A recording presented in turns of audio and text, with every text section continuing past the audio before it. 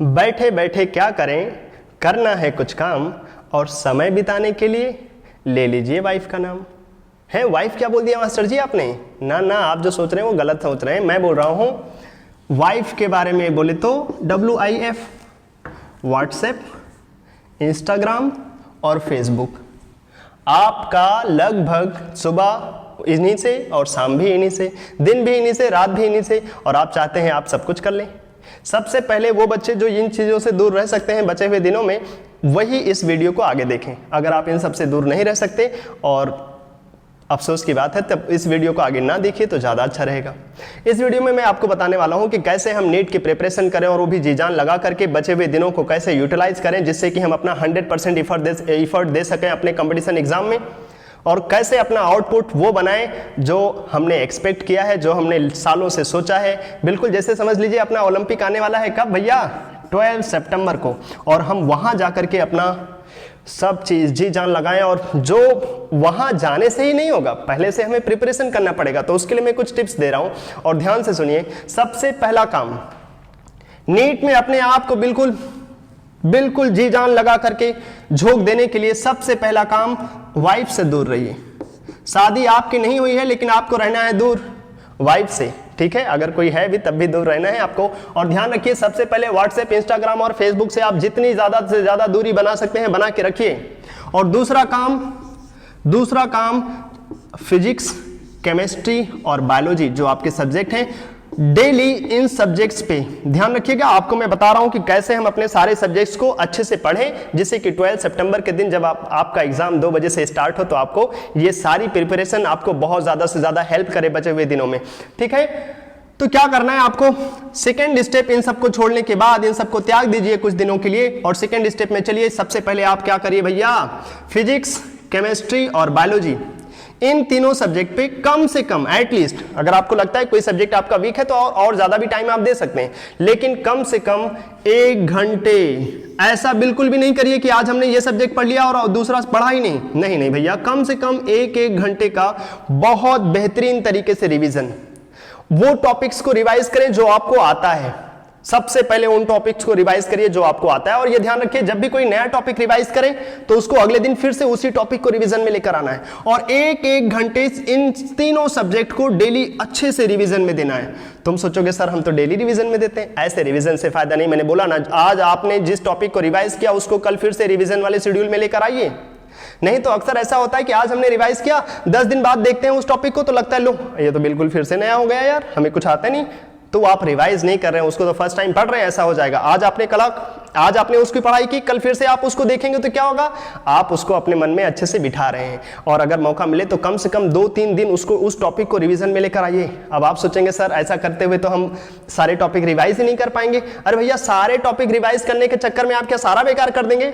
वो पढ़ते चलिए जो आपके लिए 100% इफेक्टिव होता चले और स्पीड बनेगा, आप सब कर पाएंगे। सुनते तो रहिए मेरी बात को। 1 घंटे इन सारे टॉपिक्स के रिवीजन बहुत अच्छे से होने चाहिए। दूसरा काम खत्म करने के बाद तीसरी बात जो बहुत अच्छे से आपको फॉलो करना है वो है एग्जाम का टाइम। एग्जाम का टाइम क्या है भैया? 2 बजे से लेकर 5 बजे, इसमें तो कोई चेंजेस नहीं हुए हैं। 2 बजे से 5 बजे तक आपका एग्जाम होगा, 2 to 5। सबसे पहले काम, सोना मना है भैया। कब सोना नहीं है? क्या इतने दिन सोना ही नहीं है? नहीं भैया, सो जाओ, लेकिन इस टाइम पे नहीं सोना कभी। इस टाइम पे बिल्कुल भी नहीं सोइए। क्यों? अगर कोई आपसे बोले, कोई अगर आपसे ये बोल दे चलो भैया आज आपका रात में 2 बजे एग्जाम है और 2 बजे तो आपका सोने का टाइम है, तो जब आप 2 बजे एग्जाम देने के लिए बैठेंगे रात में तो क्या होगा? है एग्जाम दे रहे हैं और गिर पड़ रहे हैं, है भैया उठो उठो दूसरा क्वेश्चन सॉल्व करना है। यही चलेगा एग्जाम में भी। अगर आपकी ये आदत है ना 2 से 5 सोने की, सबसे पहले सोना मना है, इस टाइम पे तो सोइए ही नहीं। खेल लीजिए जाकर के उस टाइम पे, जो मन करे वो कर लीजिए, लेकिन 2 से 5 सोना बिल्कुल मना है। 2 से 5 सोइए नहीं। और क्या करिए, आपका एग्जाम का सब्जेक्ट तो पता ही है ना, फिजिक्स, केमिस्ट्री और बायोलॉजी। जिस सीक्वेंस में आप पेपर को सॉल्व करते हैं, आपका अगर मन करता है कि पहले हम बायोलॉजी सॉल्व करेंगे या पहले केमिस्ट्री सॉल्व करेंगे, तो इनको 1 घंटे उनको सॉल्व करिए। क्वेश्चंस उठाइए, किसी बुक से उठाइए या फिर जो आपके पास इतने सारे प्रैक्टिस सेट्स हैं या इतने सारे क्वेश्चंस हैं कहीं से, उनको उठाइए और 1-1 घंटे यहां पे डिवाइड करके फुल टास्क क्वेश्चन का रिवीजन करिए। या फिर अभी बहुत दिन बचे हुए हैं तो आप ये 2 से 5 के टाइम में आप सब्जेक्ट्स को पढ़ना शुरू करिए। बिल्कुल एक्टिव रह करके पढ़ना शुरू करिए और 2 से 5 का जो टाइम है ना उसको आप बहुत बेहतरीन तरीके से पढ़ने में लगाइए। इस टाइम पे बिल्कुल आपकी एनर्जी कम नहीं होनी चाहिए, नहीं तो जब आप एग्जाम में बैठे होंगे, मैंने जो बताया रात के 2 बजे वाले एग्जाम का सीन, अगर आपकी ये आदत है सोने वाली या फिर ये आदत है कि उस टाइम पे तो हम खा करके हा करते हैं, ये काम से बचिए, खाना थोड़ा जल्दी खाइए और वो टाइम इफेक्टिव बनाने के लिए इस टाइम पे बिल्कुल एनर्जेटिक बने रहिए। ऐसे ये टाइम बहुत डेंजरस है, लोगों को बहुत नींद आता है सेकंड टाइम, लेकिन इस टाइम से आप बच के रहिए और इस टाइम पे पढ़ाई खूब करिए। क्यों भैया? अपनी बॉडी जो है ना, बॉडी हैबिट होती है एक, जैसे आज रात में आपको 2 बजे नींद आएगा, सुबह आंख खुलेगी 10-12 बजे, ये हैबिट हो गया है ना, और ये हैबिट अगर चलता रहा तो फिर इस टाइम पे तो आपको नींद आएगी, वो नींद नहीं आनी चाहिए। और इस टाइम पे आप बढ़िया सा पढ़ाई करने का टाइम बनाइए और हो सके तो आप प्रैक्टिस सेट इकट्ठा करिए और 2 से 5 में प्रैक्टिस सेट सॉल्व करिए जो सारे के सारे क्वेश्चन को कंटेन करता हो। प्रैक्टिस सेट्स नहीं मिल रहे तो आप बुक उठा लीजिए या फिर आपके पास टेस्ट पेपर्स हैं उसको उठा लीजिए और 1-1 घंटे सबको सॉल्व करिए। क्वेश्चन सॉल्व करने का ये, और ध्यान रखिए जब भी सॉल्व करें तो OMR है भैया, ये कौन सा आर है? ये है OMR, ये लेकर बैठिए। ऑफलाइन एग्जाम दोगे ना, हाँ वहां पे ऐसे नहीं होगा टिक किया और हो गया, ना आपको तो पूरा गोला बनाना है ना, इसकी भी आदत डालिए इसी के साथ। अभी से आदत डालिए, वीक में कम से कम 4-5 दिन ऐसा जरूर करिए जब हम इस टाइम पे सोए नहीं और OMR लेकर बैठे, 3 घंटे की प्रैक्टिस करें। ये नहीं बोलिए हम तो सर एग्जाम तो देते ही हैं, एग्जाम अलग चीज है और खुद की प्रिपरेशन अलग चीज है, ठीक है। उसको अपने तरीके से शेड्यूल में लेकर आइए कि हमें ये टॉपिक्स हमने पढ़ लिए तो ये टॉपिक्स केमिस्ट्री के हम इस टाइम पे बैठ के पढ़ लेंगे, कम से कम जो आता है उसके रिवीजन कर लेंगे, लेकिन 2 से 5 का टाइम बिल्कुल फुल्ली एनर्जेटिक बने रहना है। और ये आने वाले 30-40 डेज में अगर आप ये करते रहेंगे ना, बॉडी एनर्जी होगी ना एक ऐसी सी होता है ना, देखो क्रिकेटर्स लोग या जो भी लोग होते हैं कैसे अपना प्रिपरेशन करते हैं। अभी ओलंपिक चल रहा है, देखिए 4-4, 5-5 साल दिन रात एक कर देते हैं लोग, तब भी वहां जाकर के मेडल्स मिलना बहुत मुश्किल रहता है। अपने को भी यही करना है, पहले तो जी जान जरूर लगाना है, ऐसे बिल्कुल भी नहीं करना है कि अभी से मान लिया सब कुछ हो गया सो हो गया, अब भैया हमसे नहीं होगा। एक चीज ध्यान लीजिए, सब चीज अपने दिमाग के ऊपर है, अपनी सोच के ऊपर है, अपने अंदर ही सब कुछ है भैया। एक बार एक छोटी सी बात बोली जाती है, क्या चीज?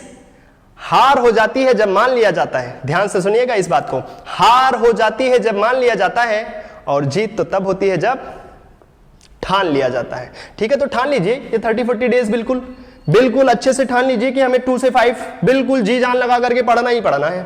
अच्छा ये हो गया, तो उसके बाद 4 नंबर पॉइंट, जिनको फिजिक्स में प्रॉब्लम है, जिनको भी फिजिक्स में प्रॉब्लम है भैया सबसे पहले उठा लीजिए कम से कम 15 चैप्टर्स है। फिजिक्स में प्रॉब्लम है तो 15 चैप्टर्स कैसे उठाएंगे?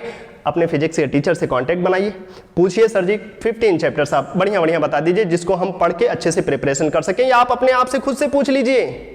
अगर आपको लग रहा है कहीं से कुछ नहीं हो रहा है तो आप खुद से 15 चैप्टर्स उठाइए कम से कम, और इनके वीडियोस देखिए, कुछ भी करिए, बचे हुए दिनों में इनको डिवाइड करिए कि हम पर डे या हर एक चैप्टर को कितना टाइम दे सकते हैं, और उस पे फुल टास्क उसके खूब सारे क्वेश्चंस निकाल के करिए और रिवीजन करिए कम से कम इतने चैप्टर्स की, और सेलेक्टिव बनिए। नहीं तो इतने सालों से आप सारा तो पढ़ ही रहे और देख रहे क्या हालत है। सेलेक्ट करिए चैप्टर्स को और उस पे अपना जी जान लगाइए, उनके क्वेश्चंस ढूंढिए। ऐसा आप अगर करेंगे ना तो एग्जाम में जाकर के आप क्वेश्चन ढूंढेंगे, इन टॉपिक्स के आप क्वेश्चन ढूंढेंगे कि सर ये वाला टॉपिक का क्वेश्चन कहाँ है, ये वाला टॉपिक का क्वेश्चन कहाँ है।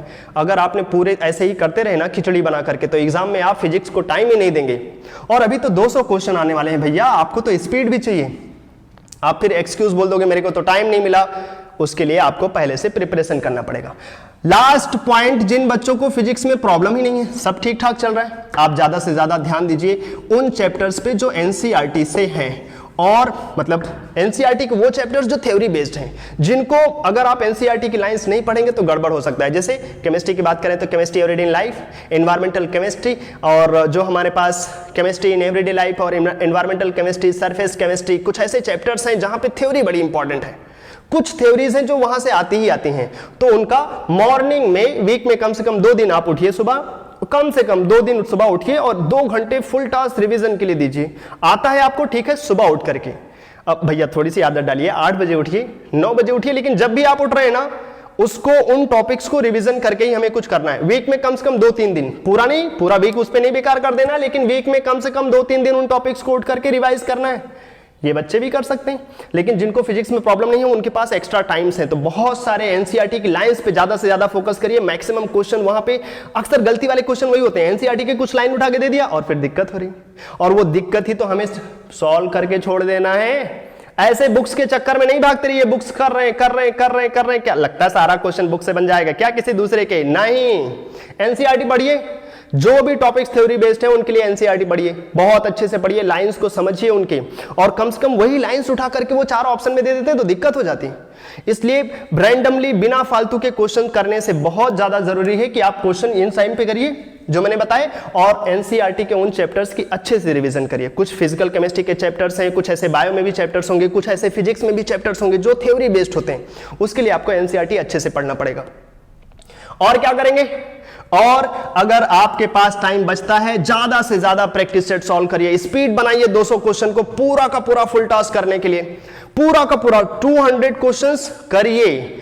ये नहीं कि सर 50 में से तो 5 छोड़ना ही रहेगा। अरे भैया 5 छोड़ने के लिए 5 पढ़ना भी तो पड़ेगा, पूरा 50 पढ़ोगे तभी तो पता चलेगा कौन सा छोड़ना है। ऐसे दूर से पता चल जाएगा इतना बड़ा है छोड़ देना, नहीं, ऐसे थोड़ी ना होता है। कभी कभी बड़ा अच्छा हो जाता है, आसान, उसके लिए आपको पूरा पढ़ना पड़ेगा। और उसके लिए आप स्पीड बनाइए कि हम 200 क्वेश्चंस रीड करें, उसके लिए ज्यादा से ज्यादा प्रैक्टिस करिए, खूब स्पीड बनाइए और कोशिश करिए ये टाइम में हमारा बिल्कुल भी सोने वाला टाइम नहीं होना चाहिए, ठीक है।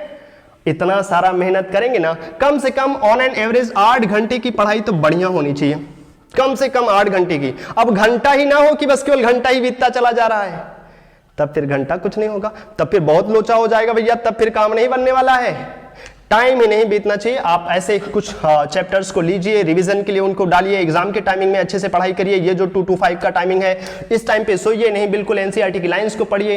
और फिजिक्स में जिनको प्रॉब्लम है वो 15 चैप्टर्स निकालिए, कम से कम 15 चैप्टर्स निकालेंगे तो 13 तक तैयारी कर पाएंगे और एग्जाम में जाकर के लगभग 11-12 के चैप्टर्स के क्वेश्चन सॉल्व कर पाएंगे, तब जाकर के आपका 50-60 मार्क्स बनेगा। और कम से कम इतना तो चाहिए ना कंपटीशन में बने रहने के लिए, तो ये सब करिए, ठीक है। बहुत अच्छे से मेहनत करिए, तभी जाकर के अपना जी जान लगेगा और बहुत कुछ होगा।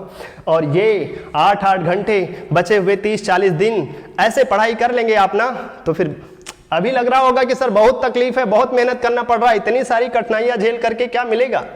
भैया एक चीज ध्यान रखिए, बहुत अच्छे से ध्यान रखिए, ना कोई कठिनाई ना कोई तकलीफ तो क्या मजा है जीने में।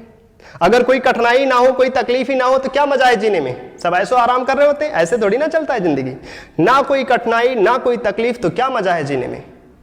बहुत अच्छे से अगली लाइन सुनिएगा, ना कोई कठिनाई ना कोई तकलीफ तो क्या मजा है जीने में।